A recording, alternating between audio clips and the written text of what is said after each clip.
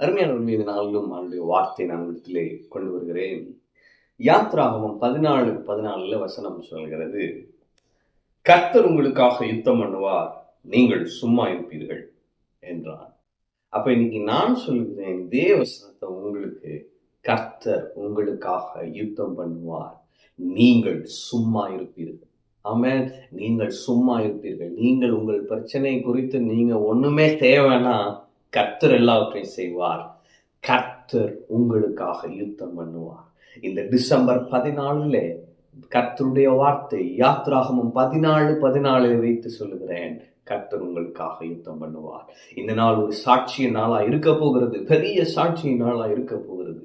இங்க பார்த்தீங்கன்னா இவங்களுக்கு 2 பிரச்சனை.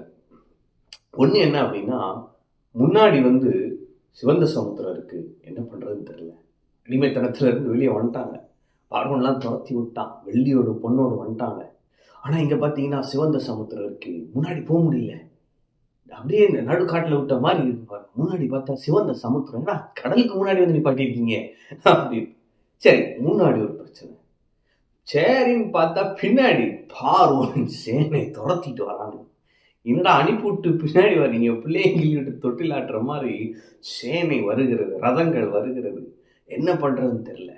அப்ப மோசே இந்த வார்த்தையை சொல்கிறான். 13ஆம் வசனத்துல பாத்தீங்கன்னா இருக்கும், அப்பொழுது மோசே ஜனங்களை நோக்கி, பயப்படாதிருங்கள், நீங்கள் நின்று கொண்டு இன்றைக்கு கர்த்தர் உங்களுக்கு செய்யும் ரட்சிப்பை பாருங்கள். இன்றைக்கு நீங்கள் காண்கிற எகிப்தியரை இனி என்றைக்கும் காண மாட்டீர்கள். கர்த்தர் உங்களுக்காக யுத்தம் பண்ணுவார், நீங்கள் சும்மா இருப்பீர்கள். ஆமென். அப்ப இதுதான், நீங்க பயப்படாதிருங்க. ஆண்டவர் ஒரே ஒரு வார்த்தை சொல்றாரு, நீ பயப்படாத, நீ நின்று கொண்டு நான் உனக்கு செய்யும் காரியத்தை பார்.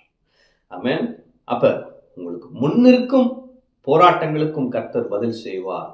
உங்களை பின்தொடரும் பிரச்சனைகளுக்கும் கர்த்தர் ஒரு முடிவை கொண்டு வருவார். ஆமென். முன்னாடி செங்கடல் என்ன பண்றதுன்னு தெரியல. ஆனா அடுத்து பார்த்தீங்கன்னா ஆண்டவர் அந்த செங்கடலை 2ஆய் பிளந்து தம்முடைய ஜனத்திற்கென்று விசேஷித்த பாதை அமைத்து வழி நடத்தினார் என்று நான் சொல்லுகிறேன். உங்களுக்காக யுத்தம் பண்ணுகிற கர்த்தர் உங்களுக்காக இன்று பாதை அமைத்து உங்களை வழி நடத்துவார். உங்களுக்கு முன்னிற்கும் பிரச்சனை எவ்வளவு பெரிதா இருந்தாலும் இந்த தேவன் அதை காட்டிலும் பெரியவர். உங்களுக்கு வழி செய்வார், வழி உண்டாக்குவார், பாதை அமைத்து கொண்டு போவார். அதே நேரத்திலே உங்களை பின்தொடரும் பிரச்சனை எதுவாக இருந்தாலும் சரி, பின்தொடரும் அடிமைத்தனம் எதுவாக இருந்தாலும் சரி, இந்த தேவன் என்று சொல்லுகிறார், என்று காண்கிற எகிப்தியரை நீர் ஒருபோதும் காண மாட்டாய் என்று தேவன் ஒரு நிரந்தர தீர்வை, பின்தொடரும் கடனுக்கு ஒரு நிரந்தர தீர்வை, பின்தொடரும் வியாதிக்கு ஒரு நிரந்தர தீர்வை, பின்தொடரும் அந்த அடிமைத்தனத்திற்கு நிரந்தர தீர்வை கர்த்தர் என்று உண்டு பண்ணுவார். கர்த்தர் உங்களுக்காக யுத்தம் பண்ணுவார், நீங்கள் சும்மா இருப்பீர்கள், பயப்படாதிருங்கள். ஆமென். எனவே பயப்படாம இருங்க, கர்த்தர் கிரியை செய்கிறார். அப்படியே எதிர்பார்த்துட்டே இருங்க, கர்த்தர் கிரியை செய்கிறார், எப்படி அற்புதம் நடக்கும்னு ஆண்டவரை நோக்கி எதிர்பார்த்துருங்க. உங்க நம்பிக்கை வீண் போகாது. டிசம்பர் 14 ஆண்டவர் சொல்லுகிறார், யாத்ராகமம் 14:14 கர்த்தர் உங்களுக்காக யுத்தம் பண்ணுவார், நீங்கள் சும்மா இருப்பீர்கள். ஆமென். கர்த்தர் உங்களோடு இருக்கிறார். கர்த்தர் உங்களை ஆசீர்வதிப்பார்.